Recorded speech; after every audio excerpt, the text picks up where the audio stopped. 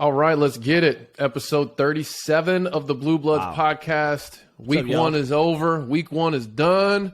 So we are going to relive the 5 straight days of college football madness that we got. Then we're going to look ahead to week 2. Yeah, it was a crazy week. What a week.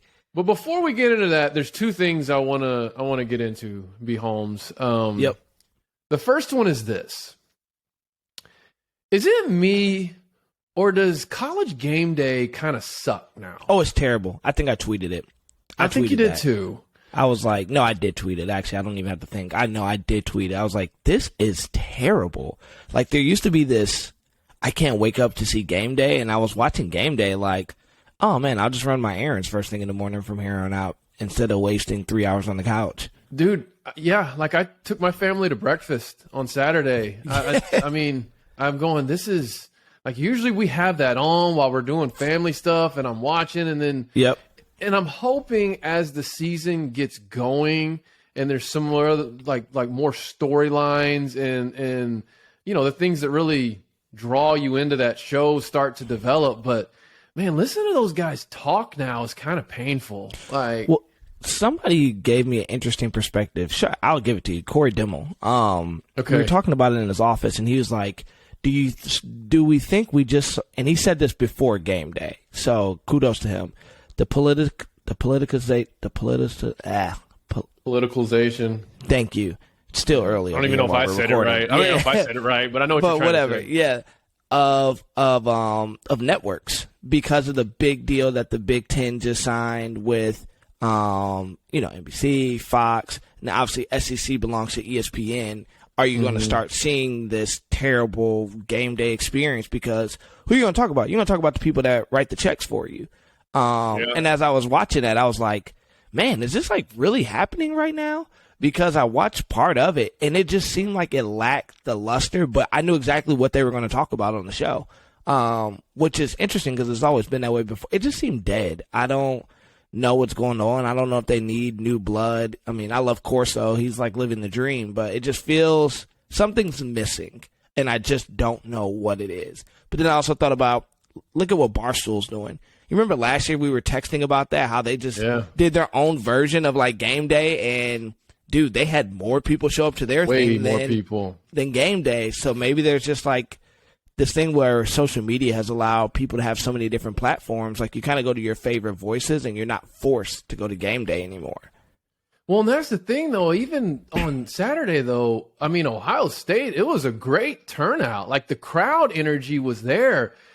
For me, it's actually listening to those guys talk and their analysis. Yeah. It's either forced or it's, I mean, like poor Corso, man. I don't know if obviously he's getting up there in age, but listening to him and Kirk Herbstreit, like it kind of reminds me of this type of scenario. You know, when you have a very elderly family member and like, they're getting ready to tell you a story for like the 1,000th time, but like you act like you've never heard it before, and you kind of feed them because they kind of start getting lost in it, and you're like, oh yeah, and you laugh at this part. No, you did what? And then what'd you do? Wait, did you go? And you kind of like, it's like you're kind of helping them. Yeah, you're guiding them, and that's how it feels between Kirk and Corso now. Corso used to be like the loose cannon, the guy, man. Come up there, and you couldn't wait to hear what he had to say. And then I don't know, just some of the takes. It's like, okay, have we really gotten to this part of society now where we're just gonna say whatever we need to say to drive interaction on social media? Yeah. Like if I could say something completely outlandish and get myself trending on Twitter, like that's going to help my profile. That's going to help me keep my job. But to like a pure college football fan, you're watching just like, okay, there's no way he really believes that. That is exclusively for some attention or, for engagement, clicks, man. It's all for clicks. So anyways, I had to get that out there. But more importantly, the second thing is a huge announcement was big made news. right before the season kicked off on Thursday, and that's that we will have a expanded college football playoff. We're going to go to 12 teams, and the graphic I saw, it sounds like they're going to take the top 5. Was it top 5 or top 6? Ranked conference champions. So now even with everything getting blown up from a realignment standpoint, right? Conferences like the Big 12 and Pac-12 should still have representation, given that whoever their conference champion is will probably be top 5 out of the conference champions. That's what it's saying. Right. It's not saying in the overall rankings. It's saying out of the conference champions, the top 5 have an automatic bid. I don't know if it was top 5 or top 6, but anyways, what are your thoughts on that? I obviously have some things on this. I'm excited about it, but yeah. I want to hear your... I think I'm super excited about it. I was pumped. I was sitting in the meeting when it came out, and I was like, "Oh!" I tried to contain my excitement in the midst of a meeting, but. I was listening to Joel Klatt this morning. He actually made a really good point. Now, I know Pate State really believes in not expanding the playoff. He thinks we have a problem. He's starting to wear me out with that, and I'll talk about it in a second, but go ahead. But I think it's good because I think Klatt made a point. He was like, when it's a 14 playoff, I think we've only had 13 teams made the playoff. That's only 10% of college football teams. Whereas when he went back, I think from when the playoffs started to now, which was 8 or 9 seasons, and if it had the 12 team model, I think it was something odd. It would have been a total of 41 different teams would have made the playoffs, which now accumulates for almost 30%. I think he said. I might be jacking up the math a little bit, but I was like, man, that's a really good. And he made the point of, man, that's a really good percentage. Think about success in college football now is all about making the playoff. That's what it's about. How much more that helps recruiting when you're this group of 5 team may have made it. Look at Cincinnati. They would have probably made the last 3 playoffs. What does that do for them, especially as they're going into the Big 12? And I think that's huge. I think it's, I think long gone the days, and maybe I'm even pivoting that way, where, I've always felt like you want to win a national title. That's the glory of it all. And, yeah, growing up as a Michigan fan, it was we're playing in the Rose Bowl. But no one's going to say they would have rather replaced a Rose Bowl without a national championship. I would rather have a national title than a Rose Bowl. And so I think long gone are the days of Pac-12 versus Big Ten and the Rose Bowl, and that's what matters. No, natties matter. Natties. I would trade every Rose Bowl for a national championship. And I think it's great, man. I think we finally get to see all the matchups. I think about a team like last year. I would have loved to see Georgia versus Ohio State last year. That potentially could have happened in the 12-team playoff where you're they had that all-world defense. But, man, Ohio State had an all-world offense last year. So I think it gives us some of the matchups we want to see. Yes, the Bamas are going to be Bamas. The Georgias are going to be Georgia. But I think it gives us parity. And like you said, that's the greatest thing about college football. It's any given Saturday. Anything can happen. And then I think it helps the recruiting where you do get the parity you want because now you have not the same 6 teams trading spots in the playoff. Now you might have the same 30 teams rotating over the next 5 years. So I think it's a great move, and I hope we get it done sooner than later. Well, it sounds like 2026 is the cutoff, right? Is when it should go into effect. If not, like you said, not sooner. I mean, who knows, right? Because they're saying now the OU Texas jump to the SEC is probably going to be expedited. All those things. So yeah, here's my thing. I really feel like I've had the same stance since a year ago, or whenever this all became a topic of discussion. Because you remember, I went on a whole tangent making a case for a 32-team playoff. You did, I remember that. Just Nixon March Madness, championship weekend, just turned December into, right? And that's on a former video. You can scroll through our YouTube if you'd like, or find the episode where we talked about that last year. My thing is this, and kind of getting back to Pate State's point, because you mentioned him, he's so adamantly against expansion, and he's really taking it a little overboard, in my opinion. Because it's he's this end-all be-all holder of knowledge that knows that this will destroy college football. My thing is like the 14 playoff already did that. Like bowl season is awful. It's awful. And so my stance from the beginning has been there's one of two ways to bring some restoration back to bowl season in college football is either A, expand the playoffs. Right. Or B, go back to how things used to be where everyone plays for their regional bowl game. And then all those bowl games mean something because whoever's playing in the Fiesta Bowl and whoever's playing in the Rose Bowl, whoever's playing in the Orange Bowl, depending on how all those games shake out, could determine who the national champion is. And so at that point, the bowls games were meaningful. Right. Now, we're not going to do that because, one, there's no money in that anymore. Too much money on the table, man. And nothing is regional about college football now. So It makes absolutely no sense. Like, hey, when you had a Southwest Conference and a Southeastern Conference, and both of those groups of teams were all in the Southeast and in the Southwest, and then they played in the Cotton Bowl at the end of the season. Then you had the Rose Bowl with the Pac-10, actually, and Big Ten champions who were in a region. You know, I mean, I remember 96, Arizona State had a chance at a national championship, but they lost to Ohio State in the Rose Bowl, which then opened up the opportunity for the Florida State-Florida rematch to be for the national title. But when all those games are happening kind of in the same exact time frame, like you're preparing and going into the bowl game like it has some meaning. Okay, so off of that, why I think a 12-team playoff will ultimately be good for college football. And this is where I do agree with Pate. He's saying it's not gonna change who the two teams playing for it all are in the end. Okay, fair enough.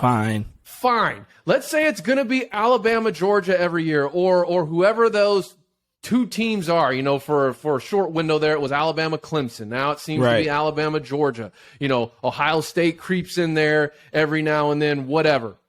Here's my thing, and I bring it back to this every single time. If you listen to our show, you know my favorite time of the year is March Madness, right? Yep. But still, regardless of how crazy March Madness gets, most of the time, you still will have 3 or 4 blue bloods in the Final Four every single year. Yep. So does that mean we should just do away with the bracket and do away with the tournament and take the top 4 teams ranked and let them play it out for a national champion? No. That would destroy college basketball because people get excited about March Madness. Guess what? There's still blowouts in March Madness. Yep. There's still unbalanced matchups that turn into, unwatchable games here and there. There's still, like I said, the same 3 or 4 cohort of teams that end up in the Final Four every year. But why do we go crazy for it? Because the hope of a Cinderella story.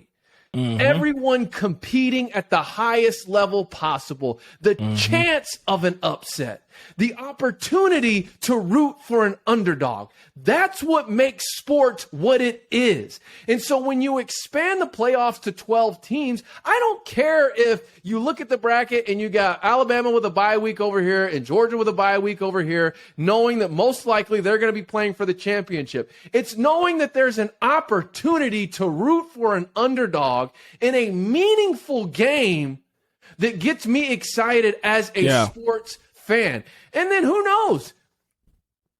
You never know. The stars align just right. You have the perfectly executed game plan, and then boom, the upset happens.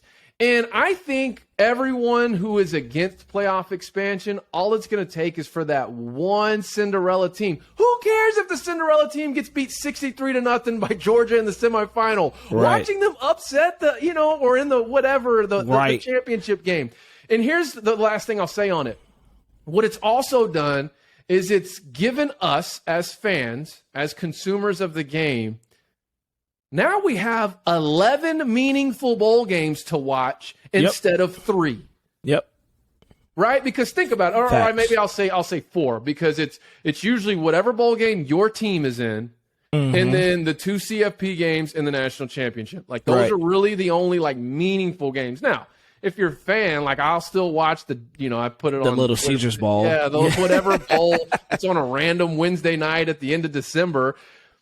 But, at this point, even the New Year's Six games, I mean, you don't even get the actual teams playing. Everyone's opting out. No one's playing. Whereas you got a 12-team playoff. Now, because I would think on the bracket you would have, I'm going to see if I can pull one up. You would have 4 teams receiving a bye week, right?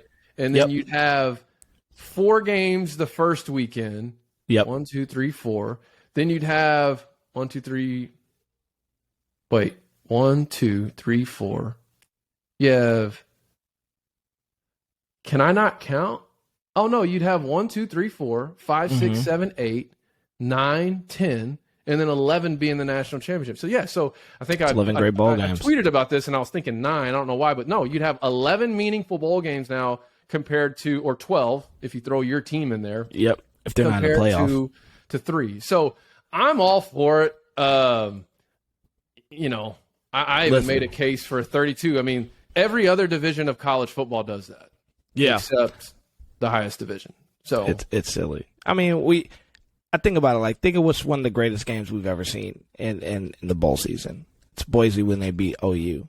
Like, if you think about that Boise team, that was just, and I think people forget about all the intangibles and all the other stuff that comes with that. Like, could you imagine they just beat OU and then they have to go play somebody else, and it's like they got the momentum, they believe they can do it. And momentum is everything in college football. And there's not a long layoff between the game they just won versus the next game. Like, you would be, I think we're, like I said, like you said, I believe most of the time it is going to be the Blue Bloods are going to win. The Bamas, the Georgias, the Ohio States, the USC with Lincoln Riley and those guys possibly have the opportunity to do. But I think every now and then, man, you're going to get that Butler story from, and then they went to like back-to-back finals, if I'm correct, in the NCAA. Like, it just takes, you just never know. So no, I'm all for it, man. It makes bowl season exciting again, because I barely watched the Rose Bowl last year, and that was Utah versus Ohio State, and it was a great game. But I remember I was like, I'm going to play my Switch with it in the background versus being like locked in on what's happening. Right.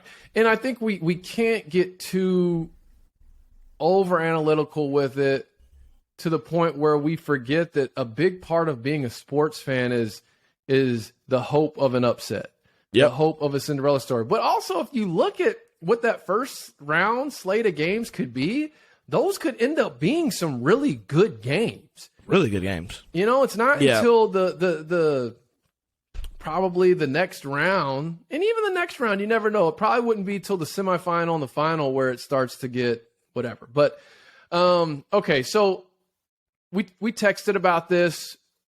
Because we're not going to get another 5 straight days of college football until bowl season, we're going to kind of switch up our template this week. And let's just go Thursday, Friday, Saturday, Sunday, Monday. And then we'll look ahead to what's coming up this upcoming slate of games, kind of what we're looking forward to, and then be done with it. So that all being said, Thursday, I know, is it me or does it feel like Thursday was like a month ago? It really does, man. I was like sitting there yesterday, like, why does this feel like this is Wednesday all over again? I feel like these 5 days have been a blur. So talk to me. I'll try to mix it up. So talk about what most. I'll stay away from your game on Thursday. So okay. I'm going to talk about I already know what game you're at. But man, the game that, I won a little something from it, was this West Virginia Pitt game. Bro, and the backyard brawl, to me, probably one of the best games of the weekend. The atmosphere was electric. Like, I've never seen, what is that? What's the new stadium? It's not Heinz Field Stadium anymore. It's whatever it is now, right? Yeah, it's Heinz. It'll always be Heinz to me. I don't care what anyone says. It'd be Three Rivers to me. Right, yeah, it's Heinz to me. Like, Heinz, bro, was packed. Like, I don't think I've ever seen the Pitt game packed. I can't even recall the last, and I've watched Pitt through the years because they normally on that noon slot. Pat Narduzzi came from Michigan State. So I've always kind of had an interest in Pitt, like just what they were doing. I had a buddy that played there, Joe Cap. Man, wow, what a throwback name. But I've always kind of kept Pitt, Joe Cap played at Pitt. So I've always kind of kept up with them over the years. But, man, just the energy. Then it was like the storylines behind the Keaton Slovis versus JT Daniels, Graham Harrell, who was the OC at SC for both of them, now is at West Virginia. I mean, that game was so electric, so back and forth. And I was like, why has it been so long since we've had the freaking backyard brawl? Yeah. Like, this should be a staple game. I love it. They should do it every year at the top, first game of the year. I think it brought some great parity to the game. It's huge implications on just on that rivalry, even though they're not in the same. But for Pitt, it meant something. These guys are ranked. They're in the top 25. You're trying not to get upset. You're trying to prove that you're everything without Jordan Addison and Kenny Pickett. And, man, the game didn't fail to deliver. I mean, to end the game on West Virginia's best wide receiver, who I can't think of his name. Actually, I can right now. I can pull it up. Who was just – honestly, he was killing them all game, and then all of a sudden what is his name? Bryce Ford Wheaton. Dude was just killing them. And then drops the wide open pass off his hands, and then they take it back for the pick six. Like, bro, you can't ask for a better opening game for college football. Exploded. It exploded. And I'm talking about, man, I mean, I'm honest. I had a little something on this. So I'm like sweating bullets like, yo, they can't stop this guy. And then they had the true freshman from Miami who was like 6'2", 230 running through. I mean, it was a fun for the first time ever I could say it made me want to be at a Pitt game. Like I was like, oh, I want to go to a backyard brawl. Like the energy was great. Probably because they're in an NFL stadium and they can sell beer. So that's probably a big help in that. But dude, I think the backyard brawl was the perfect way to kick off college football season. What a game. Well, and I kind of agree with what you were saying last night while we were both trying to stick through that snooze fest of a game between Clemson and Georgia Tech, where you were saying they should have played the backyard brawl on Monday night instead of Thursday. I like that idea, and then I like your idea of let's do that every year. Let's just start the season with that every year on that first Monday. Or if we want to kick it off on Thursday, that's fine too. That's fine. Any other games you want to go over from Thursday? I think the only thing was, no. I mean, Oklahoma State looked decent. They looked good. Their defense looked awful. Yeah, the offense was great. And then they gave up. But what's crazy is like Derek Mason is their DC now, and I was so high on him, and him leaving Auburn when he did, and there was some smoke around him, maybe going to Notre Dame, and then wow, that defense struggled, but yeah, they still CMU covered the spread, so for all those guys that played the spread on CMU I had a friend that was playing. He's like, can't believe they're getting blown out. Then I looked at it. I was like, man, I think you might want to check the score, bro. I think they covered the spread. So outside of that, no, that was my favorite game on Thursday, man. That backyard brawl was incredible. All right, well, I got a couple here. I'm obviously going to lead with the Purdue-Penn State. Exactly my worst nightmare, what I was afraid and nervous was going to happen. I was so invested in that Purdue-Penn State game. Yeah. It was almost as if I was watching an Arkansas game. I mean, I'm like on pins and needles. And I felt like Purdue had their chances. I mean, they did. I don't know how much of it was Penn State beating them versus Purdue beating themselves. I mean, you had Joey Porter's son, the former linebacker for the Steelers. His son is a corner at Penn State, who personally I had never even heard of. Really? But after Thursday, I didn't. No. And then Thursday, I'm like, that's a first rounder. And then if he didn't have enough film showing that he's a first rounder, Purdue gave him plenty of opportunity to show that he's a first rounder. Because for whatever reason, they just continued to throw at him and got the same result over and over and over and over again, which was a receiver not being open and Porter making a play.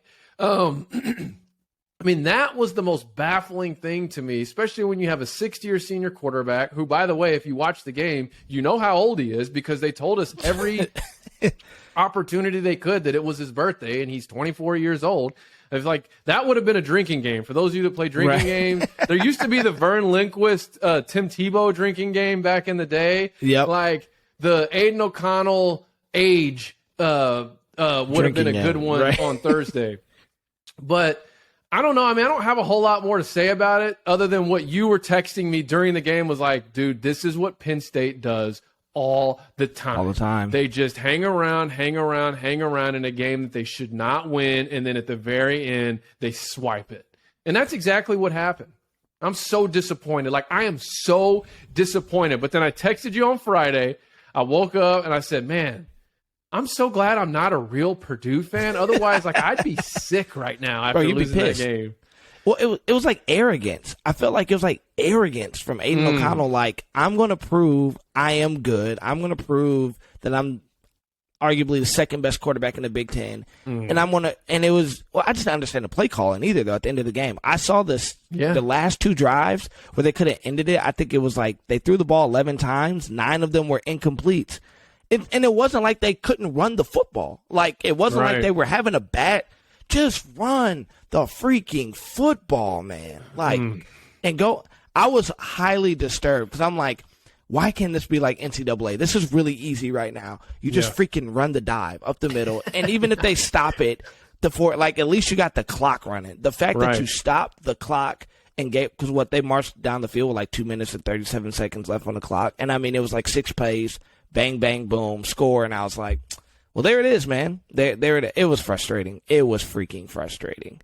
Well, I went all in on Purdue as my dark horse in the Big Ten. And look, there's still a lot of season to play, right? It's week 1, so there's going to be some massive overreaction. So it wasn't so much that they lost that game. It was the way they lost that game. And the fact that I was saying from the beginning, this is arguably their toughest matchup to start the season because somehow they managed to pull a schedule where they don't have to play Ohio State, they don't have to play Michigan State, and they don't have to play Michigan. So literally their toughest crossover opponent this year, they got week 1 at home on a Thursday night against Penn State, had a chance to win it, gave it away. So the only other game from that night I want to talk about, I'm not going to talk a lot about, but it's my other team that I talked about as being a potential Big Ten sort of sleeper, dark horse, whatever you want to call it, and that was Minnesota having their. Oh yeah, they did play Thursday. Yeah, and they had their running back.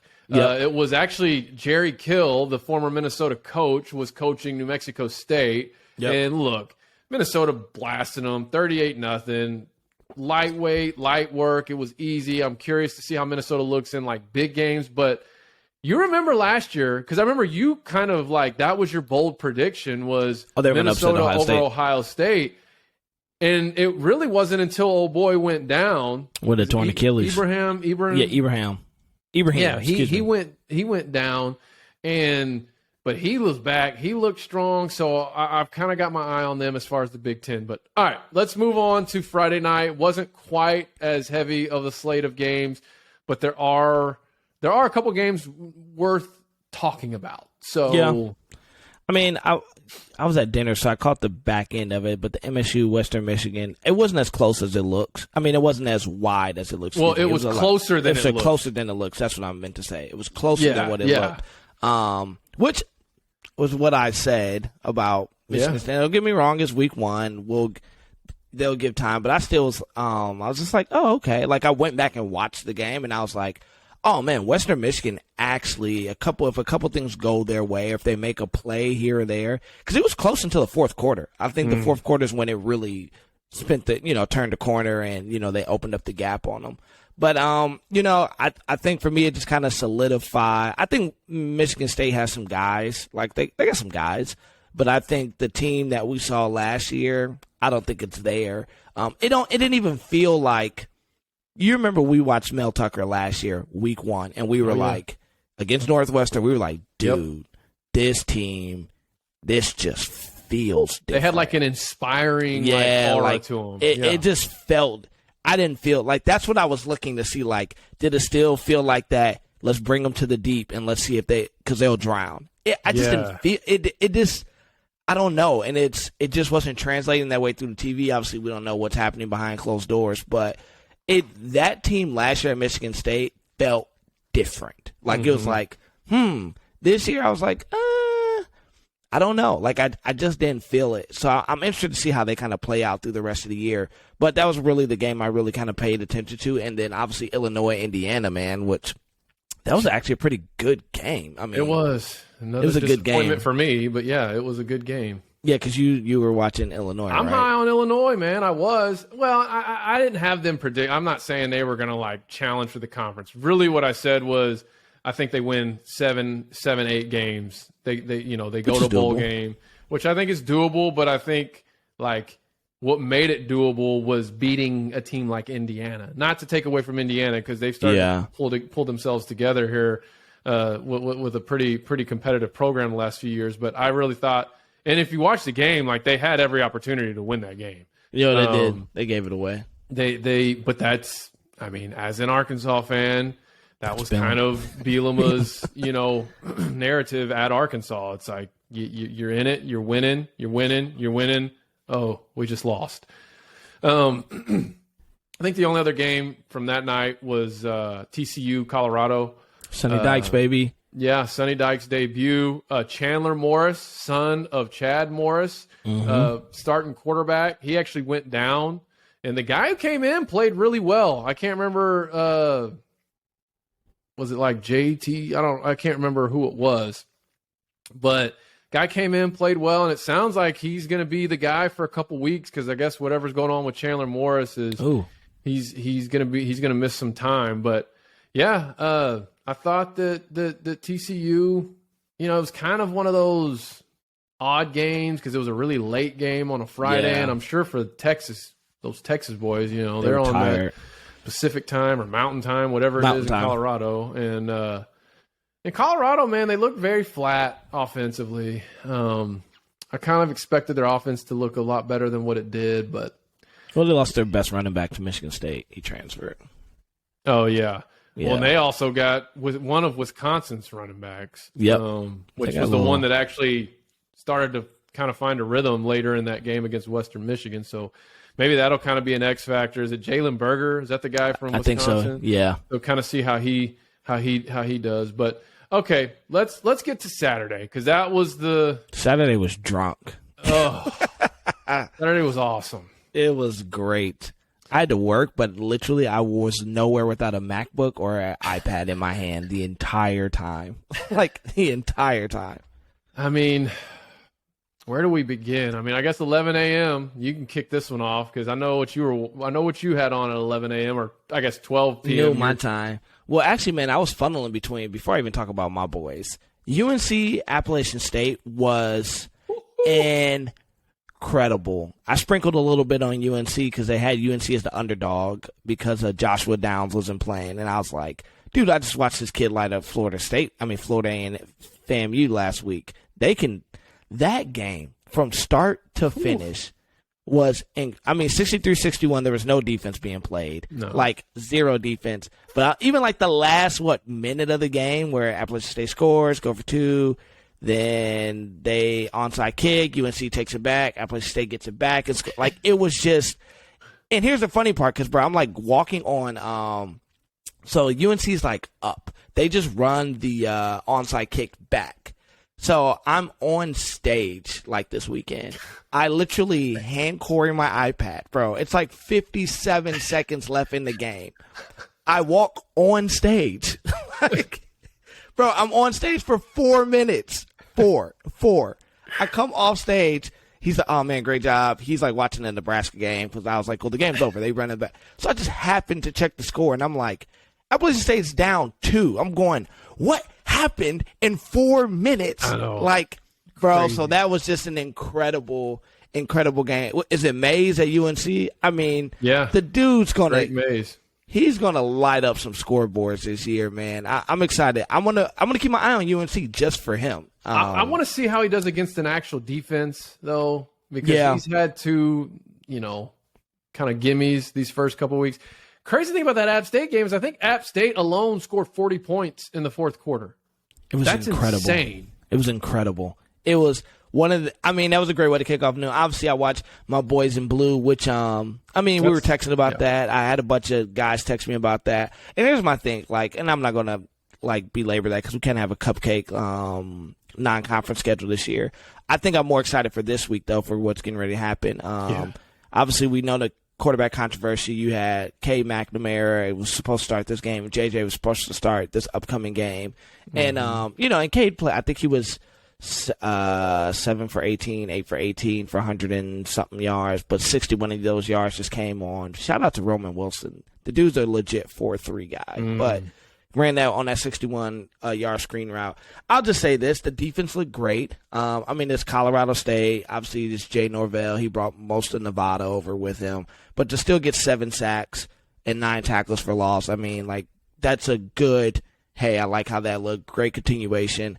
I'm just excited for JJ, man. Me and you were texting about it. The offense just looks better when he's in there. It just feels better. And though, you don't have to be a college football coach or genius to understand. When the dude can do something with his legs, it just opens up your playbook. Right. And the guy has an NFL arm. And this isn't me being just a fan. This is realistic. The kid, he has NFL talent. It's for sure. So outside of that, from that noon slate, that's really and then I won't talk about your boys, but we can swing back around later if you want to talk about the big night game. Well, they weren't till 3:30, right? They weren't till later. I do want to say something on that Michigan. If you're just a college football storyline type of person, even if you're not a Michigan fan, I'm not a Michigan fan. I'm an adopted Michigan fan since I knew Brandon. It's funny because I've actually always leaned towards Michigan State my whole life. And then when I met Brandon over a decade ago and got to know him, I was like, oh, okay. He kind of made me like Michigan. So I'm gonna sell you on Michigan. So now, I will tune into them.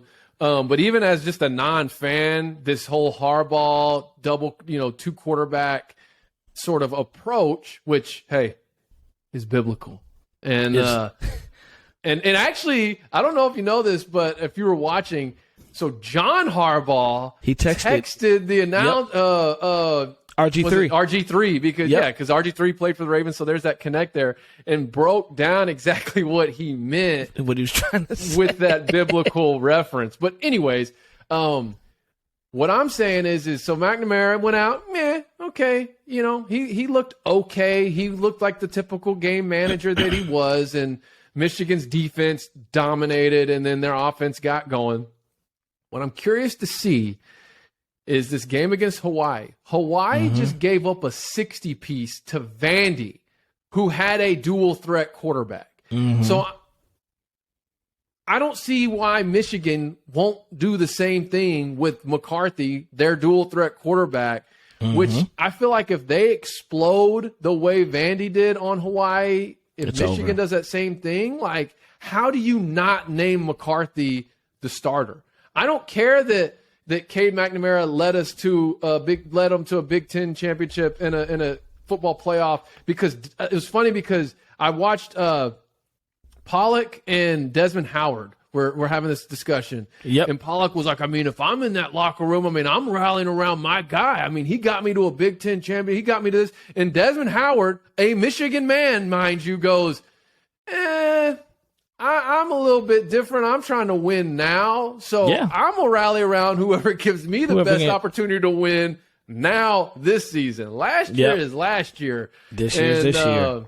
Well, anyways, that's my Harbaugh said it best. This is the quote, and I screenshotted it because this is what he said at the end of the season last year when everybody started clamoring about the court, because this quarterback competition has been going on. Right. JJ got hurt in the spring, so he couldn't throw. But he says this: Harbaugh himself laid it down in 2021. As far as long term, who is going to be that prediction? Everybody rents that position. Nobody owns the position. Any position on the field, even the head coach, it's a lease at best. And I'll say this because since we're here, it's just Harbaugh gets it, man. It's at the end of the day, it's about winning. It's about win. And he said, and I think for Harbaugh, this is probably the best he's happiest he's been as a head coach, because he's always wanted the quarterback battle. if you look at his tenure at Michigan, he's never really had one. You know, you brought in Jake Rudock because you didn't like what Wilton Spade had. Then the next year, you let Wilton Spade, John O'Corn battle it out, and it was They both graduated. Then you bring in Shea Patterson, so that wasn't a quarterback battle. You know, everyone tried to make the Shea Dylan McCaffrey thing happen.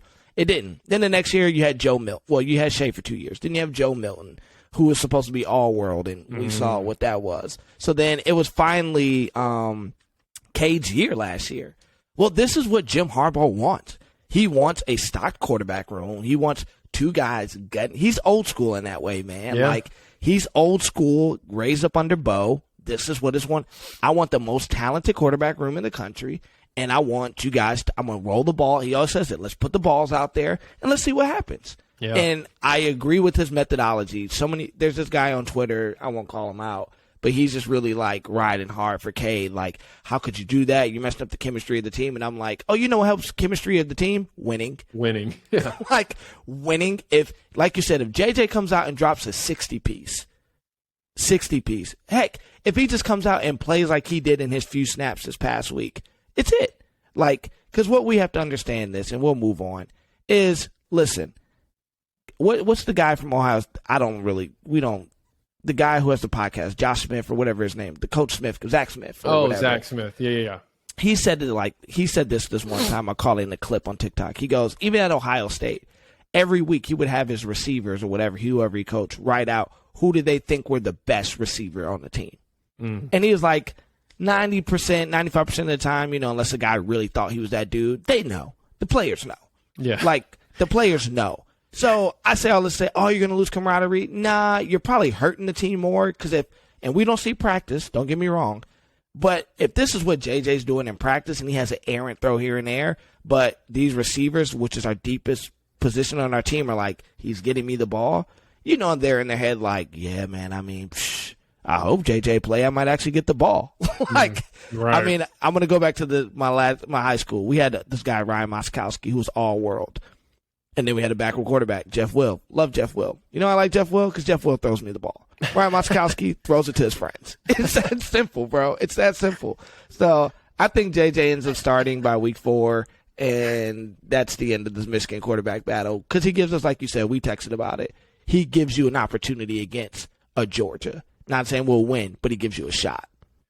I mean, and you're right. I mean, because I even remember when I was in high school, there'd be someone, if he was taking this, I was like, okay, I know I'm getting this screen. Like, you know, we used to run the little bubble screen on both sides, and if someone was in, I always knew it was going to the other side. But if, you know, this dude was in, I was like, all right, here we go. Yeah, I might get a ball today. Okay, so I think what we need to hit on kind of in the afternoon slate before we get to the night games, and then I'm going to talk about my boys, but we had 3 big-time coaching debuts. Yep. Had Brent Venables at OU, Mario Cristobal at Miami, and Lincoln Riley at USC. All of them, now look, they all had cupcakes, but all of them, I guess the way they won, the way their teams played, only doubled down on any hype and expectation that is surrounding them, either from their own fan bases or from the national media. Yep. So for me, if we want to talk overreactions, it might, and self included, I'm looking at USC, which I didn't actually get to watch them play because I don't have the Pac-12 network. I got to figure out who has the Pac-12 network. Does YouTube TV have it? I believe they used to not. Like my first go around with YouTube TV, they didn't have it, but I guess they have it. They have now. everybody because they have ACC network, SEC. So I have everything else except Pac-12. But then as I think about it, I'm like, I mean, the only teams I care to watch in the Pac-12 are about to be in the Big Ten anyway. So, right. but yeah. So USC 66-14, 3 pick sixes in that game. And then, of course, Caleb Williams did his thing. He was very efficient. I think he was like 19 of 22, threw for some touchdowns, ran for one. Then you have OU, Dylan Gabriel running that, you know, the Levy variation of the veer and shoot, you know, that Baylor Art Briles offense. Looked very, very crisp, looked very solid. Their defense played well. I think OU finished that game with 0 penalties. Wow. Which I mean, Venables, he's going to bring discipline. Like that's what that's his like deal. one of his staples. And then you have Miami, which, Bethune-Cookman, but they, Bro, they blasted them boys. I know. As I'm saying, like, it's a 70 piece. So on paper, you're looking like, yeah, he's bringing that physicality to that. But it's Bethune-Cookman. And you could say that for all of them. Obviously, Miami's getting ready to have a big test coming up in a couple weeks with A&M. USC has their first conference game coming up Next against week against Stanford this weekend. And then OU, I don't know. I always feel like their first real test is the Red River Shootout. The Red River Showdown. They've changed Is that what it's called name. now? Man, it's the Yeah, shootout. or Red I'm not River changing Rivalry that. or whatever. But I grew up on it being the Red River Shootout, so I still call it that. But anyways, that's the debuts. And then, of course, another top 25 matchup, Arkansas versus Cincy. We also got to talk about the other top 25 matchup, which was an absolute just dog walk. Let's start there. And, pun intended, as the Georgia Bulldogs literally haven't skipped a beat since winning the national championship. It's not fair. It's not fair It's because not fair. most teams, mine included, they come back for that first game, and it's like, it's not that they're all the way back to square one, but like there's still a lot of things, some kinks to work through, right? Mm-hmm. Like my thing with KJ Jefferson last year against Rice in the first half, he looked awful. They were actually losing to Rice at halftime. Then, as the season progresses, he makes massive strides. Arkansas ends up winning 9 games, including their New Year's Day Bowl. And so coming into the season, I'm thinking, yes, okay, if we could just pick up where we left off, like it'd be great. We're gonna just dominate. And I mean, Arkansas won the game, but they definitely didn't pick up where they left off. There were definitely some kinks, some struggles that they had. I'll talk about that in a minute. But back to Georgia, there was none of that. I mean, they literally lose the number 1 overall pick in the NFL draft. They have another first rounder on that from that defensive front in the NFL draft. They lose a secondary guy who started 13 games in the transfer portal. Wait, and what'd you say? Didn't they lose a secondary guy to the first round this year? I think so. Yeah, yes. I think so. So you're thinking like, I felt like they were going to blow Oregon out, right? Just because it's Georgia. I didn't think it was going to be a deal though, where like their defense hasn't skipped a beat. It was dominating. I mean, it's unbelievable. It's unbelievable. 6'7", Darnell Washington, the 6'7" freaking tight end that runs like a freaking gazelle. 6'7", 270. Bro, like, what am I supposed to do with that, dog? I don't care. What am I supposed to do with? I'm making a business decision if my man's running at me. You can Mr. Go 30 me, the dude who does the Twitter things. I don't care. I'm making a business decision when I see that massive super Avenger running at me. That dude's an Avenger, bro. Yeah. It was insane. Georgia looks just like they're going to obviously they're going to get into their season and into their conference schedule, and we'll see what happens. But my goodness, I don't see them. I don't know. Again, I don't want to overreact. It's the first week. But when you're the number 3 team playing the number 11 team, you would at least expect there to be they're not going to lose some competitive, even if it's just like for a half, right? And then there was none of that. I mean, it was just from opening kick. It was all Georgia. So, well, let me get to Arkansas. I'm not going to go on too much of a tangent, but they beat Cincy 31-24. It was a little bit closer than expected. Here's what I'll say about Cincinnati. I hope, for my sake, I hope they go and run the table the rest of the season because they were a very physical team. Fickle, man. And they play extremely hard, and they're well coached, like point blank. And to be honest with you, objectively, they beat themselves more than Arkansas beat them. Now, a win is a win, so I will take it. I'm excited. I'm on to next week, which I'll touch on that when we look ahead to next week because our conference season officially kicks off this, week 2. Were a lot of good things I saw out of Arkansas. KJ Jefferson, our quarterback, he's got some kinks to work out, which I'm sure he will. I mean, it wasn't near what it was a year ago. But I'm thinking about how a year ago we go into half against Rice losing, come out and end up winning that game. But then the next week against Texas, it's like we just lit them up. Yeah, I remember and that. so I'm hoping and thinking that there's that same kind of big leap from week 1 to week 2, like last year. But I've got a buddy who's a former Razorback quarterback who made an excellent point to me. He said, "You saw our offensive game plan, right?" I was like, "Well, yeah. I mean, it was definitely very, very vanilla." Mm-hmm. And he was telling me, he said, sometimes when you have a vanilla game plan and the players know it's a vanilla game plan, you get vanilla effort.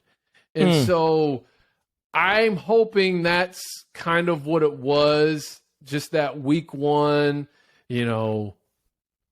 but it's a ranked opponent. So I'm thinking, but then again, it is Cincinnati. And even as a fan, I'm going, it's a group of 5 team. They just lost like everybody. They lost Ritter, who was their quarterback for like the last decade. They lost a top 10 corner. They lost another corner to the who won the freaking Thorpe Award to the NFL draft. I mean, I'm thinking, okay, like, but they, I don't know. I mean, I'm from has those boys ready to play. Yeah. And I looked at their schedule and I thought, hey, they may very well mess around and go 11-1, which only helps. Which they did 2 years ago. Arkansas's case. Yeah. So, because then they lose to Ohio State or something. And then, I think it was like Ohio State. Then, they played Georgia in like the Sugar Bowl or something like that. So, yeah. Well, so I don't know. I'm kind of on to next week. Well, before you move on past to the evening games, okay, you got to address our favorite guy, my man Scott Frost. Oh, yeah. I actually watched that game because my friend Corey's in Nebraska, and so we're like in the back at work. Did you know it was like a 1-score game to like 8 minutes left? I was gonna say that's another one where the score doesn't really tell the story of the game. Dude, if Scott Frost would have lost that game, there's no way he's the head coach at University of Nebraska. Dude, I watched them, and I watched that game. Like, I watched that game. Dude, Nebraska does not look good. Like, they don't. I don't see them winning 8-9 games this year. Yeah. I don't even know if they go bowling, bro. I don't know. God, man. That's all I have to say about that. I feel like every week I have to give Scott Frost some attention here. I just don't, dude. It wasn't even against North Dakota State. It was North Dakota. Yeah, I know. Anyways, well, that's it. I guess before we get into the evening, I kind of want to touch on, just kind of run through some of. Obviously, I like to watch SEC because that's where my team is, and Ole Miss, they beat Troy 28-10, but I didn't watch that game. I kind of was. I mean, I had it on one of my screens. I was kind of peeking at it. I'm looking forward to actually watching them play a game. Maybe this week. I need to look at the slate of games. I guess we're about to get to that. But all I know is that their offense struggled initially.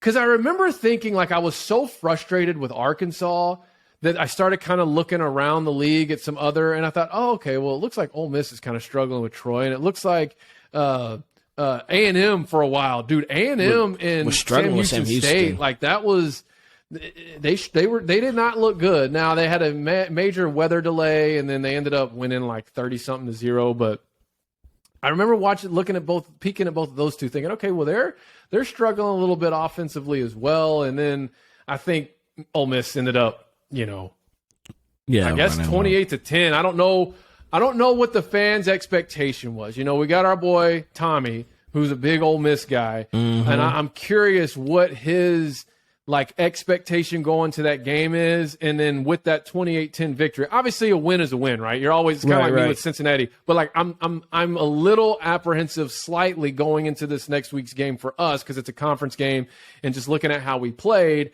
I'm convincing myself of things to feel better, but just watching that game, I was not really pleased. And so I'm curious from an Ole Miss standpoint with the new quarterback, Kiffin having new coordinators and some new assistant coaches. Yeah. Like, I wonder what their feel is with that, because I don't know, 28-10 against Troy, and you're coming off a Sugar Bowl, season. Are you expecting to take a step back? Is it kind of like, we just got to find our rhythm with all these new, faces? Pieces. But and then of course A&M, like, I watched probably the whole first quarter, maybe half of the second quarter in conjunction with the Michigan game, and I wasn't real impressed with what they were doing. Quarterback can't throw. Offensively.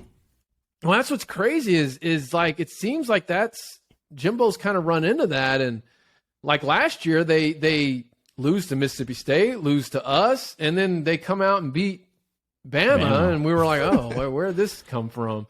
So I'm curious to see them. I guess they're going to have, I think they play App State this week, actually. I think so too. That'll be interesting. And then they'll have Miami week 3.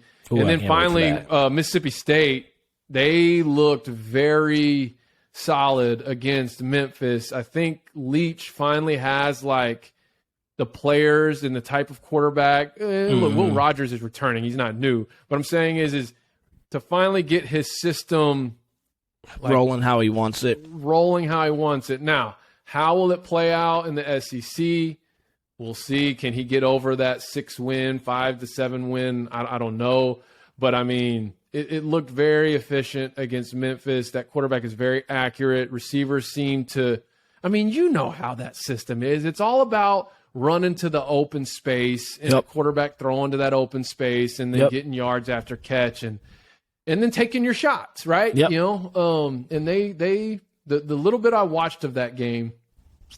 So that's just kind of my quick – SEC, and I also do that because I know we've got people who like are fans of SEC teams that listen. And I kind of want to hear from them though. Like, I want to know, like, right, A&M, because I know we got some A&M listeners. Like, are you, obviously the way the game ended, you're looking at it going, oh, I mean, we shut them out, we're good. But if you watch the first half of that game, do you have any concerns? And then same for Ole Miss. So, all right, sorry. I'm sure we'll get text about it. Yeah. So you can go ahead and get to the night. Well, dude, do you want to talk about Florida, Utah? Man, I mean, I did so much stuff. Why don't you talk about Ohio State, Notre Dame? Well, I got a lot to say about that, Ohio State, Notre Dame. We'll go for it, because I just went on a whole tangent with the SEC, and then I don't have a lot to say about Florida, Utah. Honestly, it was a great game. Richardson looks legit. Oh yeah, he looks the part. Plays the part. Ohio State, Notre Dame. What did I text you earlier this week? And I was like, dude, I got this feeling, man. I think Notre Dame can take them. And you're like, really? Yeah. I think they're gonna get dog. And I text Corey the same thing, and he was like, man, I think they're gonna get dog walked. And I was like, I just got a tingling feeling, man. Now the spread was 17.5. Part of me is a high side. Now, let me get this out the way. I've been very objective about Ohio State. From the get-go, I've been saying, I think they have the best offense in the country. Shout out to Marcus Freeman, though. Like, bro, had those boys ready to play. And I say this because I was, like, watching the game at a restaurant, and then I went home. So I did kind of, like, go back and look at it a little more. But if Notre Dame had, like, I feel like, semblance of a real good offense, I think they would have beat them. Like, dare I say this about Ohio State? They look mortal. They've looked. That's the most mortal they've looked probably in a very, very. I'm not saying they aren't good. Ohio State fans don't come for me. Like, I'm not saying they're not good. Jim Knowles has that defense looking very much to improve. And everyone's been saying they're improved on defense, but I'm like, here's my kickback on that. Notre Dame wasn't really like a juggernaut of an offense, though. So, like, can we really they did what they were supposed to do. So they held them to 10 points. But, like, wasn't Notre Dame out like their two best receivers? I know their best receiver just tore his, like, ACL in preseason camp or something like that. Yeah, well, in their whole game plan, if you watched, it wasn't about scoring a lot of points. It was literally about keeping Ohio State's offense off the field, which they executed masterfully. If not for a missed opportunity here or there, I mean, I literally think they went into that game going, let's just see if we could score 17 points. That's it. But we do it controlling the time of possession, keeping Ohio State off, and see if we can't keep them to 14 with minimal possessions. But I don't know. And that's the thing. Like, I think they look mortal, man. And shout out to Marcus Freeman. I think, like, if he keeps recruiting the way I think this was a huge recruiting win for him. Like, look at what we're building. Look at the team I got. Like, I think he could walk into any offensive kid like that he really wants in their room and being like, oh, bro, if you get here, we would have blew them out. On the Ohio State side, man, I think this was just it's what I've been saying about Ryan Day. You know, CJ Stroud alluded to it in the post game. Like, everyone's been saying we're not tough. Everyone's been saying we're not tough, and we proved we were tough. And I'm like, I don't feel like I watched the game and I didn't feel like they were tough. I felt like they were more sound. And I think they made plays, like shout out to the defensive tackle on who made it. But I was, this is the first year they haven't had like a Bosa type coming off the edge. Like Zach Harrison's supposed to be that guy. I just don't see it. They didn't have like a what's my man the guy that was after the Bosas. Like they just Chase I don't know. Young. Yeah, Chase Young. It just felt like Ohio State was mortal. Like I looked at this was my God honest thought. And you can go back and listen to last week's episode. I was like, I don't know if Michigan can beat them. I actually watched that game and I was like, I think Michigan can beat them. Like I really felt I was like, and this isn't me being a fan. This was me just like objectively watching the game and I was like, oh, I think Michigan can beat them. Like I really feel like if Michigan, they don't even have to play their best game. If they just play a sound game. Right. They got the firepower to beat them. Now, obviously, we know Jackson Smith-Njigba was out, but well, and that's what I want to talk about that because Njigba went out, and it made me think of something you said in one of our episodes following up bowl season after that Rose Bowl, that insane shootout against Utah when he went off. You said, he's the first receiver off the board. If I'm him, I'm not even playing, my 2023 or 2022 season. I'm just opting out. I'm going to get ready for the draft. I've got nothing left to show or prove. He probably would have been drafted before in this year's draft. He would have. And now he's got this injury. We don't really know, because that's the thing with hamstring injuries. As someone who had dealt with one in high school, tore mine twice, like, they just never really like go away until it goes away type deal. Like it's like, oh, it's just a hamstring pull. But like if you come back even a day early, you could tear it like that. So that's something that could nag and linger. And so I'm curious how much that stuff starts to play in as well. Is okay, is he going to be fine and he's going to be back, before they get back heavy into conference play? Or is he going to say, I'm gonna be the first receiver off the board? Do I really? And I mean, and people say NIL is a great equalizer for that, but I don't know. Like I'm like, he's about to be a bona fide top 10 pick. If it was this past year's draft, he would have been a top 5. Like surely, without a doubt, he would have been picked over Olave and Garrett Wilson. Yeah. So I think. Go ahead. Well, no, I'm saying I'm actually looking here. It's looking like he may not have to miss any games. I mean, who knows? And I'm sure he's a gamer. Like, I'm sure he's going to want to play. Yeah. Like, I mean, I think he's going to want to. All I'm saying is, Trey, is the offense that I thought, and don't get me wrong, it was week 1. Notre Dame had a really good defense. I just wasn't sold on Ohio State. It goes back to the thing I've been saying since last season. This team does not strike fear in me like Urban Meyer did. They don't look tough. And everyone's saying, Jim Knowles. And Jim Knowles did a great job with this defense this past week. But they still didn't look tough. They just looked sound. Because, as I always say, leadership drips from the top.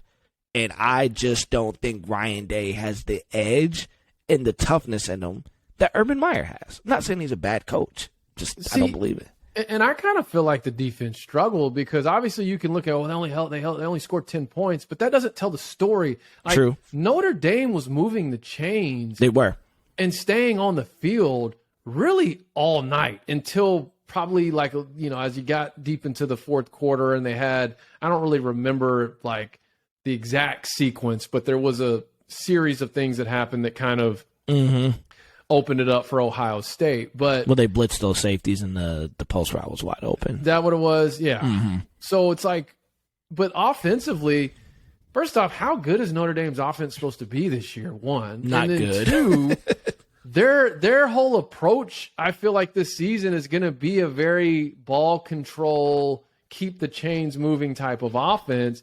And I'm like, they did exactly what they wanted to do against Ohio State's defense. Now, if a team decides they want to come out and try and score 40 points against them, I don't know. Like, they're going to run into that at some point. But that is not at all what Notre Dame was trying to do. So, okay, well, I guess, we can get to Utah, Florida. I don't have a ton to say on it. I don't have it much was to a say good about game. I mean, it's funny because the dude from Last Chance U, Coach Jason Brown.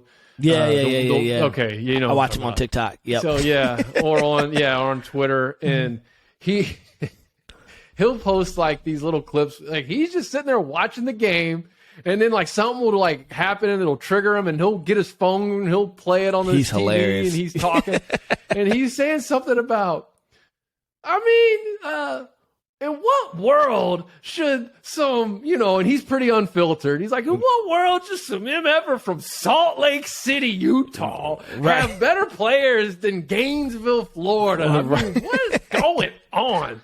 And he's like, this is not an upset. In other words, going like, I don't care what the rankings say. Like, Florida did what they were supposed to do that game. Yeah, for sure. And if not for that errant throw there at the end of the game, Utah probably wins. And I know it's a big upset, and Napier starts his journey with the top 10. But let's not forget, this is a Florida team that always has talent. Did they not like come a possession away from beating Bama last year? Yep. Because I remember talking about that when you were like, maybe Dan Mullen exposed some things the thing about Saban, about his defense. Yeah. The bottom just kind of fell out on that team. But I'm like, I don't know. Utah, they were being picked in some people's, CFP and all that. Like I said, I'm standing behind the team in the Pac-12. Sorry, I said Pac-10 or Pac-12. But the team in the Pac-12 is, in my opinion, USC. In their schedule, I think they got to play Utah, they got to play UCLA, and they got to play Notre Dame. And outside of that, they should win. They should be the favorite, and they should win comfortably, I think. But I don't know. That quarterback for Florida, he's legit. I am curious to see what they look like against their conference competition. Yeah, that's not an out-of-conference team that has a high-ranked number next to their name. Yep. That's going to say and a lot. Not to take anything away from Utah, but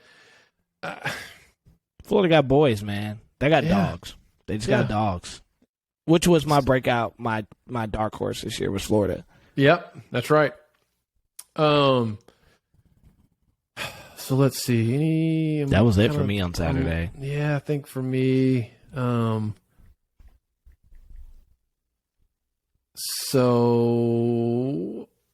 other than my dark horse for the ACC getting pounded. Yeah, they did by Syracuse. And Michael Penix Jr. looked good at Washington, FYI. We don't have to touch on that. But he did look good at Washington. And that was my dark horse in the Pac-12. Pac-12, they played well. Okay, so let's get to Sunday. There were two games. Oh, what you got? No, Sunday was good. I'm saying. Okay. So we could start with the Orange Blossom Classic. You had Jackson State versus FAMU and Shedeur Sanders.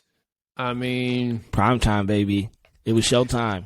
And we showtime in Miami. We did talk about this last week where I was saying that their philosophy offensively appears to be shifting. They haven't come out and just point blank said this, I don't think, but last year they were a more run and shoot type of team, whereas now they're a more air raid type of team, and it just seemed like things were just clicking. Mind you, this was a game that was 7-6 a year ago. 7-6. Right. And I know FAMU's dealing with the ineligibility thing, but they still look good against North Carolina. I mean, I was actually looking at this being a good game, and I mean, 59-3, Shador lit them up. And let's not forget the number one recruit, Travis Hunter, basically took away one side of the field all day.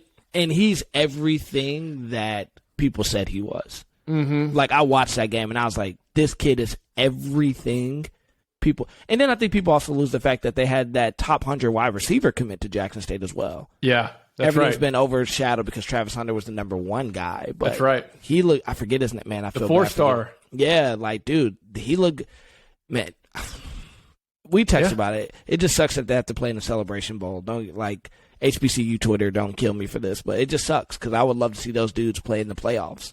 Well, and like I was saying, man, I want to see him play against NDSU, North Dakota State. And you got to think, they play that championship game in Frisco every year. And North Dakota State, they turn it into like they say the whole town is like green and yellow every year when they're playing in that game. But then you take in all the support that Deion has in the Dallas Metroplex. That game, imagine a championship. It would be insane. Jackson State versus NDSU, like, it would be, and then just what Jackson State means to, like, the community in itself for HBCUs. That is that's $100 million weekend, like, flat out. That would be a big time weekend. Crazy. It would be. So let's say they run the table, Jackson State, go, win the SWAC, win the Celebration Bowl. What that be? I guess it'd be 13-0. So now you will have gone 11-2 and 13-0. Like, do you think they start to make a push for let us in the FCS playoffs? I think so. I think knowing Deion wants to compete against the best. I mean, I just heard a speech about, like, why they need to create tiers in the Hall of Fame. Like, he wants to know I am the best. He wants his teams to feel like they are the best. And I think and I think he'll actually get it. And here's why. Like, Deion has almost been like, the prodigal son isn't a great analogy, but it fits in certain parts of the narrative, that he's just kind of taken Jackson State from being Jackson State to, like, oh my God. An HBCU has never received this much attention ever. They've never gotten this type of funding, probably outside of Howard and Spelman and more. Like, those are like the meccas. But Jackson State, man, I think, like, and I'm just speaking for the HBCU community, if he does that and he starts making a push, I think they come to the table and they might say, yeah, this might be our best shot, because you're starting to see this resurgence of HB. I mean, they've always done well, and I don't want them to come for me, but you're starting to see this resurgence of kids being interested in HB, and not just athletes. I'm talking about just kids in general. And this gives you more national media. I mean, if they're even thinking from that standpoint, I think, in all colleges, it's still a money grab. Like, let's be honest. Well, I mean, you play in the playoff, it's like, why not? Well, like Skip and Shannon, like the most watched sports show on TV, had a whole segment about Jackson State, Shador, and Coach Prime. Right. Like, that's... Why not? Like, that's indispensable coverage that you're getting. That, I mean... I think you have to, man. Like, if it brings more funding to the school, brings more attention to the school... I think, and Deion's the right guy for, and I think if he pushes for it, they get it, because we always know what he's going to be fighting every year is the Power 5 job's going to come calling. And if they go undefeated this year, and he's flipped that program around from like nothing to something in 2 years, and he was able to steal the number one, and everyone's saying he's doing this without Power 5 resources. Right. So I think if Jackson's the HBCU, because I think they all have to probably vote on it or some way, shape, or form, I think they'll probably want to keep their own home, if I can say it that way, and know, like, in order to potentially keep him here, we're going to have to allow him to compete against the best of the best. I think that's the only way he sticks, man. They have to do that. And or let both sides, instead of having both sides play in the Celebration Bowl, let them both go compete in the FCS playoff. Yeah, let now it's not just about Jackson State. Like, you're expanding. It's about everybody, both sides, both conferences. But all right, well, moving on Sunday, arguably the game of the weekend. And if it's not the game of the weekend, it is by far the finish of the weekend. Incredible. Like, this Florida State LSU. Incredible. Oh, my Incredible. goodness. That's why I love college football. Bro, I tell you, like, as an Arkansas fan, I'm like what I'm seeing as far as LSU is concerned. I anticipate there probably being some sort of quarterback controversy before they even get to us.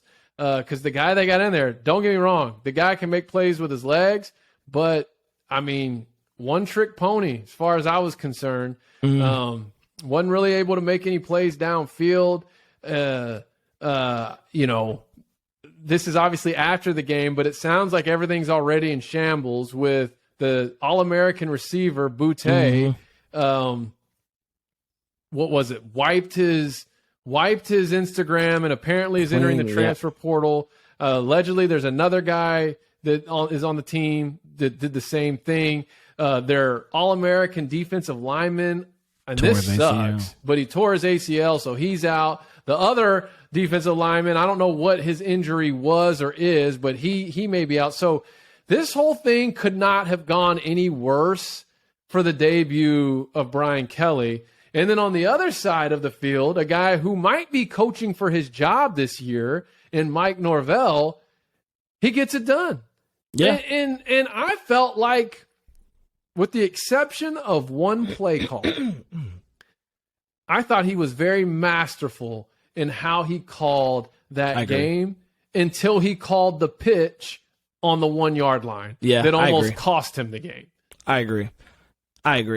Well, to the Boutte or the boot, I don't know, because it's French down there, so I'm just saying what they were saying. Okay. They were saying Boutte. Yeah. All right. Well, supposedly he was back at film on yesterday or whatever, supposedly. So that's the rumor. That's back. The latest. Yeah, the latest. He was back at film. Him and the other guy just wiped their stuff clean because of the backlash they received, and they were just going 0 dark 30 for the remainder of the season. Gotcha. That's the latest report.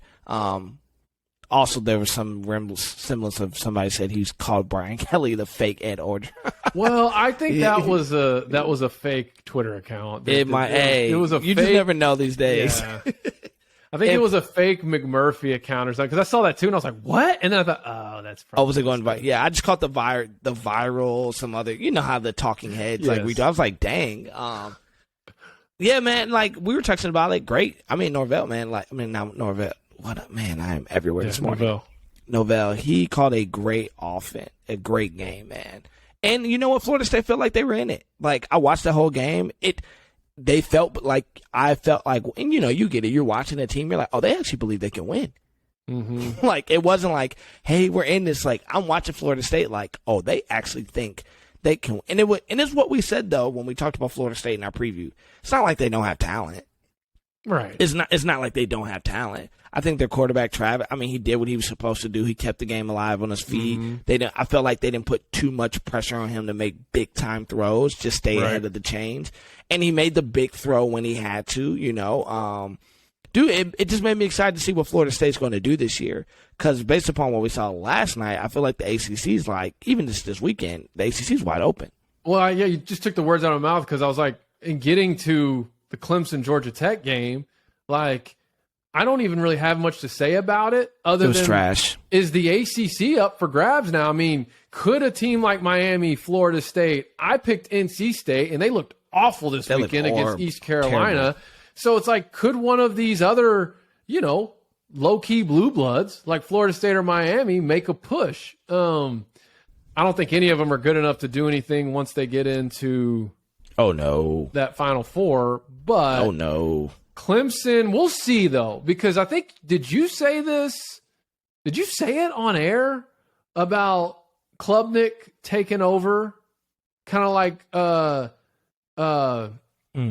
Trevor Lawrence did? Yes, I did. I said that either last week or the week before. You said at some point this season, I think you predicted that would happen. And that would happen, like the Kelly Bryant situation. Yeah, so that could totally change the narrative around Clemson. But if, obviously, they beat Georgia Tech 41-10. But if you actually watch that game, the Georgia Tech had any offense. if they had anything, Georgia Tech is awful. They're horrible. They're horrible, and they were right there with Clemson, like deep into the third quarter. I think it was like It was a 17-10 ball game. I just don't understand how Georgia Tech can be. I've seen Georgia Tech. The campus is wonderful. You're in the middle of Atlanta. You're in Georgia. Like, how are you bad? Like, you should be decent every year. You should at least be an 8-4 club every year. Like, you're in a hotbed of talent in one of the biggest cities in America, and you're downtown. Like, facilities are great. I don't understand how you're bad. I just don't. I don't know. Yeah, so I don't have anything else on that Clemson, Georgia Tech. They were just well, okay. To what you were just saying though, what's their academic? Because aren't they like a tech? They're engineering school. So I mean, is there something there? And then of course, it doesn't help that for the last decade they've run the triple option. But I mean, the guy that's there now, I mean, he's been there four. This is year 4, I think, isn't it? Something like that. Yeah. I just like how can you not? I mean, at one point in time, they were competing for a national championship in the 90s, early 90s, I think. Oh man, it came down to them one year in Georgia. Was it 91? I don't remember, but yeah, like how can you not? I mean, just in your own metropolitan area, like how can you not field a team that's like competitive in the ACC? Like, come on, you're not even in the. You're not even in the SEC. You're in the ACC. Like, I don't know. Maybe I should take them over on my NCAA dynasty. Well, unfortunately, you have to have Russell uniforms because that's when they still have the Russell unis. That's big for me in that game. Like, if they don't have the right branding and the right uniforms, like I ain't gonna take them over. So yeah, no, that's true. Okay, here. I mean, we're. It's funny. Like we've just kind of gone from trying to, we were like, I remember last year, like, okay, let's try to get 45 minutes to an hour. Now we're like, you know what? We do an hour and a half in our sleep, bro. Right. It's, it's college football, man. It's only like 20 weeks out of the year. So let's end with, yeah, I know, seriously. So let's end with this. It's something we did last week. Give me for week 2 your top game to watch that does not include your team. What game are you most looking forward to that does not involve your team? Ooh, this is a tough one. I think I know a game you'll pick, but I'm going to pick this game up because I'm actually interested to watch it after last week. I'm excited about this Tennessee Pitt game. Ooh, yes. I think it's being overshadowed. And the only game that matters to everybody this week is Bama UT, obviously. But I think Tennessee Pitt is going to be a really, really good game. After what Pitt showed last week, everybody's big on Hooker at Tennessee this year. And Tennessee came out swinging. Yeah. I mean, they blew that team out the water. I forget who they played, but I remember watching pieces of that game. Yeah. So to me, I think that's going to be, and it's in the 3:30 slot. So I think it's going to be a really, 3:30 East Coast, 2:30 your time. But that's the game. I'm like, oh, that's going to be hopefully a really good game based upon the two offenses that I saw this past week. So that Tennessee Pitt game is the game I have circled, honestly. Yeah, Tennessee kind of runs out. It's amazing how much that Art Briles veer and shoot has really started to matriculate throughout the SEC because Ole Miss runs it, a variation of it. Tennessee runs a variation of it. Arkansas, I mean, the son of the innovator of it is the offensive coordinator. So they run, but they all run like their own variation of it. And yeah, they came out swinging. I think it was Ball State. Yeah, it was Ball State. That's like what it was. Interception first play, touchdown second play. And just with the whole getting the receiver spread out. And if you got a quarterback that's got the arm to make the defense have to respect that, it really opens things up for that little ISO running game. But yeah, dude, I forgot about that one. That's a good game. That's a good one. That should be a good game. Mine's actually not maybe what you were thinking. Oh, okay. Or maybe it is. But honestly, mine's USC Stanford. So finally being able to sit and watch USC play, see that offense, see that team, see that defense. Here's my thing with the defense. I got hammered when I was making videos about USC in the offseason and Grinch, and I'm getting hammered because what I kept trying to say is that I understand that Grinch did not have success, I think, at Ohio State, at OU. Like but where did he make a name for himself as a defensive coordinator? At Washington State in the Pac-12.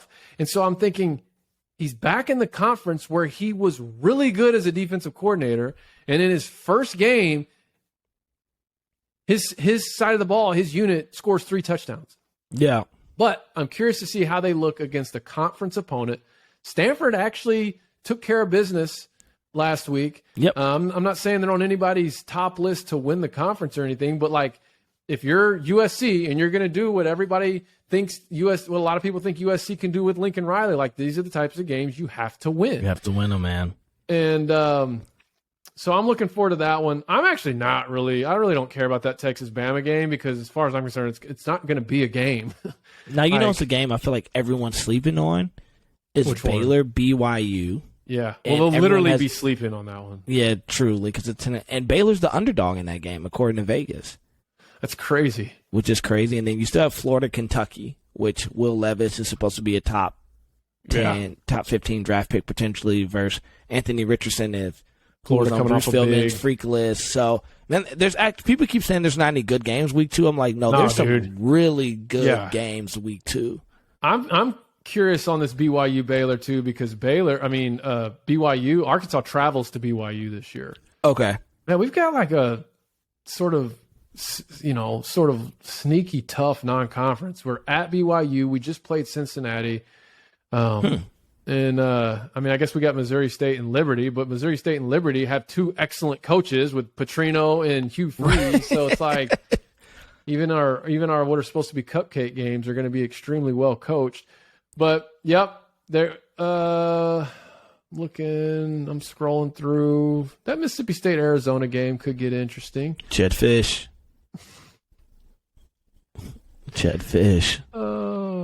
Yeah, I'm gonna go with USC Stanford though is my most looking forward to. That's that Houston Texas Tech. That should be a good McGuire versus Holgerson. And some sneaky good games. I have to agree. And that's all I care about this week outside of my boys playing at 8 p.m. So yeah, my squad's playing at 11. Got South Carolina. Like that should be a good game. If you don't have anybody to watch at the 11 a.m. slot and you don't want to watch Alabama blow out Texas, watch the Arkansas South Carolina game. That'll be a good game. That's ESPN. I said it so confidently a couple weeks ago where I was like, any other year, but not this year. This year, South Carolina ain't coming into Fayetteville and beating Arkansas. And now I'm like, man, after that Cincinnati game, I'm a little nervous, but I also feel like we're going to turn that switch that we did last year playing Texas. Rattler threw 3 interceptions. 2 picks. He didn't look great. We're now our secondary, Catalan might be out, dude. That's the thing. I've heard y'all will be fine. I've heard it's his hand and he's going to cast and play with a cast, but that might actually even be some insider news. I don't know, but we'll see. So, yeah, man. Week 2 is going to be great, man. Week 2, we'll see y'all after week 2. We'll break it all down, and I think next week we'll be able to get back into our rhythm of biggest surprise, biggest overreaction, biggest disappointment, and true minute. We haven't done a true minute. Yeah, we need to get the true minute drill back going. That was fun. So, but man, when you got 5 straight days of college football, you got to break it all down. You got to break it all down. So, and we don't do it for clicks, man. We really are saying what we truly believe, whether we're right or wrong, whether we're being overly homer or not. Like it truly is from the gut, from the heart, with what we're bringing. So we just love this thing, man. Well, as always, man, thanks for joining in. Thanks. Hey, guys, you can always DM us. I say this. So let me say this to our listeners. And we love all of you guys. I'm glad you guys text us. We love your feedback. But I want you to think from this perspective. There's about 30 more of you that text us. Like, bro, I don't know if you get them. You get these, like, dissertations from people. Like, and you're like, Man, I so appreciate that. Could you DM that to us on social medias? Like, 'cause Saturday, my phone is just like, brrr. You said this on the phone. I'm like, thank you so much for the support. So just DM us your questions, man. We appreciate it. And it makes it a little bit easier, at least for me to manage. Well, and share it. Share us. Send it to somebody. Shout out my buddy. Actually, his name's Brandon as well. We call him B. He sent it. He played college ball. It was funny. He actually played college ball with Matt LaFleur, the head coach of the Packers. Oh, really? Yeah. And he sent our pod to a bunch of his former teammates, and so I appreciate that. So I'll give him a shout thanks for out. Sharing, man. We appreciate and anyone you guys. else, share it with one person. I mean, if they're a Spotify or an Apple, send them the link. If they watch on YouTube, if you're watching on YouTube, hit subscribe. We kind of just have a sort of a melting pot of where all of our views and listens come from. Like there's so many different platforms that it doesn't really matter. We just want people to get the content. So if you are an avid listener, I'm going to ask that you consider sharing us, whatever platform you use, with your network. And keep sending us the questions, man. We got to get back to that. The question. Yeah, mailbag. Not the mailbag. We'll be back onto our normal flow. The first 2 weeks were just first 2 weeks. There's so much to talk about. Yes. All right, fam. Well, hey, until next time, man, we love you guys. Hey, winners, rest in your victories. Losers, soak in your laurels. Until next week. Peace.